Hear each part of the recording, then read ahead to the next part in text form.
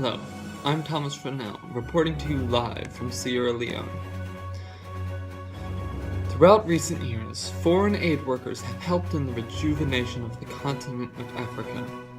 Most of these campaigns, conducted by foundations like the UN, the United Nations, the WHO, the World Health Organization, and others, have been successful and supported by local as well as national governments. However, in recent months, aid workers as well as the government supporting them have come under fire. People like Nigerian novelist Chimamanda Ngozi Adichie have criticized that it was only local efforts that contained Ebola. Local efforts claim that these aid workers have insidious intentions and are here not to help Ebola patients, but tear down the well-being of their nations. Governments throughout Africa are horrified at the aftermath of foreign intervention. Results show that these so-called doctors have been spreading a rare and extremely infectious yawning disease that is affecting thousands of people across Africa.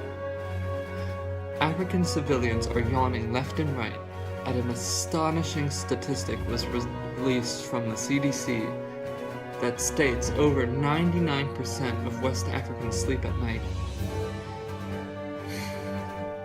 This outbreak couldn't have come at a worse time for West Africans. As of January 30th, 2015, there have been 10,561 cases of Ebola in Sierra Leone alone, and it is still spreading like a virus. Added on to this misery, the constant yawning of civilians is striking fear into many. The already inadequate medical centers are overflowing with patients, and many yawners cannot receive the medical care they need. However, many locals don't trust the foreign help, and the results are horrifying. Over 1 billion people in Africa let their loved ones sleep every night. Doctors say that sleep is a direct cause of yawning.